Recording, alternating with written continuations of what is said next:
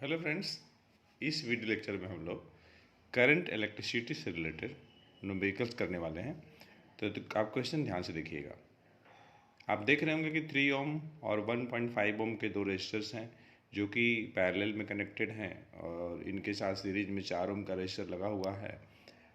और यहाँ पे देखिए की है और यहाँ पे सेल है, उसका ये इंटरनल रेजिस्टेंस है। सेल का ईएमएफ 1.8 वोल्ट दिया हुआ है। और इस पूरी सर्किट में जब ये सर्किट कंप्लीट है, क्लोज्ड है, तो उस केस में 0.3 एम्पियर की करंट फ्लो कर रही है।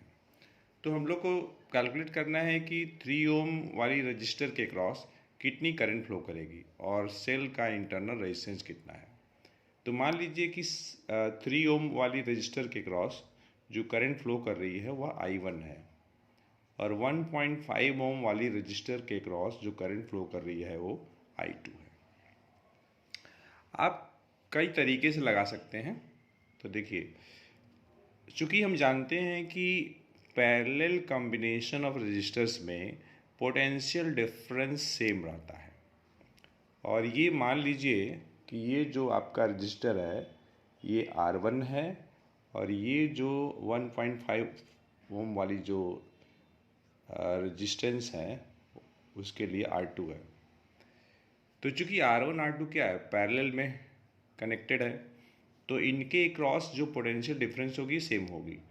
मतलब ये हुआ कि अगर हम I1 इंटू R1 कर लें, V बराबर आई आर, ओम्स लॉ लगा दिया, ये उतना ही होगा जितना कि I2 R2 होगा।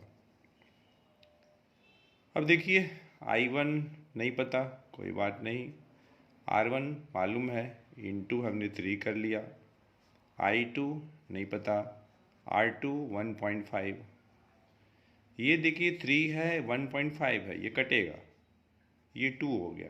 तो इस तरीके से हमें I2 की वैल्यू 2I1 मिल गई। हमने I2 की वैल्यू 2I1 निकाल लिया। मान लीजिए फर्स्ट, यहाँ पे देखिए जंक्शन है, इस जंक्शन पे 0.3 एम्पियर की करंट फ्लो कर रही है और इस जंक्शन पे आने के बाद करंट दो पार्ट में बट रही है, I1 through the register 3 ohm and I2 through the register 1.5 ओम। फिर यहाँ पे आने के बाद ये I1 और ये I2 यहाँ पे फिर कंबाइन हो जा रहा है, मतलब ये I की वैल्यू है। यहाँ पर भी जो I की वैल्यू होगी वह 0.3 एम्पियर होगी। तो कहने का मतलब ये है कि at the junction point I1 plus I2 अगर आप जोड़ेंगे तो ये I के बराबर होगा। ये मैं बात कर रहा हूँ एट द जंक्शन पॉइंट। हम जंक्शन पॉइंट पे हम बात कर रहे हैं। ऐसा जंक्शन पॉइंट पे करंट डिस्ट्रीब्यूट होती है, एक जंक्शन पे या दूसरे जंक्शन पे कंबाइन हो जाती है। तो देखिए, तो I2 की वैल्यू कितनी है, 2I1 है, इसी में रख लेते हैं। तो ये देखिए I1 और in place of I2 2I1 रख लीजिए 1 का इस्तेमाल करके, और ये आपका I है। तो I की वैल्यू हो गई 3I1। I1 0.3 है तो यहाँ से I1 निकाल लीजिए, सॉरी I 0.3 है तो I1 की वैल्यू I/3। I कितनी है, तो 0.3 एम्पियर है, तो 0.3 डिवाइडेड बाई 3, तो ये आपका आ जाएगा 0.1 एम्पियर। I1 निकल गया। अब चाहें तो I2 निकाल भी सकते हैं, लेकिन हमें तो निकालना है कि 3 ओम वाली रजिस्टर के क्रॉस कितनी करंट फ्लो करेगी, तो 0.1 एम्पियर फ्लो करेगी। अब जाहिर सी बात है कि यहाँ तक 0.3 एम्पियर करंट आई है, इधर कितनी फ्लो कर रही है 0.1, तो I2 की वैल्यू कितनी हो जाएगी, 0.2 हो जाएगी। अब यहाँ से निकाल लीजिए 1 से, तो फ्रॉम 1 I2, क्वेश्चन पूछ नहीं रहा है लेकिन निकाल लेते हैं, 2 इंटू I1, I1 कितना आया है, I1 हम लोगों ने निकाला है यहाँ पर 0.1 एम्पियर, तो 2 इंटू 0.1 ये हो जाएगा आपका 0.2 एम्पियर। अब लोग इस सर्किट में इंटरनल रेजिस्टेंस निकालते हैं, सेल का जो इंटरनल रेजिस्टेंस है। तो चलिए मैं निकालता हूँ, आप लोग ध्यान से देखिएगा। तो टोटल रेजिस्टेंस निकालते हैं सर्किट का। तो टोटल रेजिस्टेंस कैसे निकालेंगे, फिर से देखिए। टोटल रेजिस्टेंस निकालने के लिए यहाँ पे ज़रा सर्किट में देखिए ध्यान से। टोटल रेजिस्टेंस निकालने के लिए आप क्या करेंगे कि टोटल रेजिस्टेंस निकालना है ना, मैं थोड़ा सेट कर ले रहा हूँ। अब देखिए टोटल रेजिस्टेंस निकालने के लिए ये दोनों जो रजिस्टर हैं पैरेलल में है, इनका निकाल लीजिए इक्विवेलेंट रेजिस्टेंस। इनका जो कॉम्बिनेशन आएगा उनके साथ ये सीरीज में हो जाएगा। फिर यहाँ पे सेल है, सेल का इंटरनल रेजिस्टेंस। तो देखिए कैसे हम लोग टोटल रेजिस्टेंस निकालेंगे, ध्यान दीजिएगा। फिगर तो आपके दिमाग में होगा,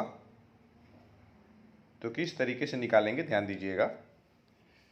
तो टोटल रेजिस्टेंस निकालने के लिए मैं फार्मूला लगाने वाला हूँ R1 into R2 divided by R1 plus R2, ये पैरेलल कॉम्बिनेशन के लिए, प्लस 4 प्लस स्मॉल r, ये हो गया आपका टोटल रेजिस्टेंस।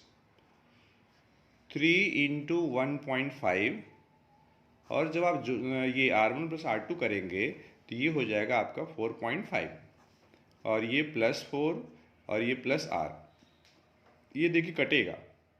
1.5 है और ये 4.5 है, ये 3 से ये कट गया, तो 1 प्लस 4 प्लस R, मतलब ये हो जाएगा 5 प्लस R, ये टोटल रेजिस्टेंस हो गया।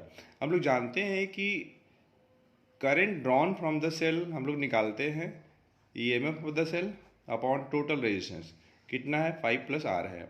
और I की वैल्यू कितनी है, I की वैल्यू 0.3 एम्पियर है, और सेल का EMF कितना है, तो 1.8 वोल्ट है, और ये आपका 5 प्लस स्मॉल r। अब ज़रा देखिए 0.3 है और ये कितना है 1.8 है, ये कटेगा, ये आपका 6 बार में कटेगा, इधर 1, मतलब 1 बराबर हो गया 6/5 प्लस r। आप किसी भी तरीके से सिंप्लीफाई कर सकते हैं, नो प्रॉब्लम। तो क्रॉस मल्टीप्लाई कर लेते हैं, तो 5 प्लस r की वैल्यू 6 हो जाएगी, तो r की वैल्यू कितनी हो जाएगी, 6 माइनस 5 1 ओम आ जाएगी। तो इस तरीके से हम लोगों ने क्या किया कि ये जो हमारे पास डायग्राम था, इस डायग्राम के अनुसार, ये जो डायग्राम है, इस डायग्राम के अनुसार 3 ओम वाले रजिस्टर के क्रॉस जो करंट फ्लो कर रही है उसकी वैल्यू 0.1 एम्पियर आया, और 1.5 ओम वाले रजिस्टर के क्रॉस जो करंट फ्लो कर रही है उसकी वैल्यू 0.2 एम्पियर आया, और ये जो स्मॉल r है उसकी वैल्यू आ गई 1 ओम। तो फ्रेंड्स इस वीडियो लेक्चर में इतना ही, हम लोग मिलते हैं नेक्स्ट वीडियो लेक्चर में एक अच्छे कंसेप्ट के साथ। तो फ्रेंड्स अगर आप इस चैनल पर नए हैं तो अच्छा सा शॉर्ट्स और इंटरेस्टिंग वीडियोज़ के लिए इस चैनल को सब्सक्राइब करें।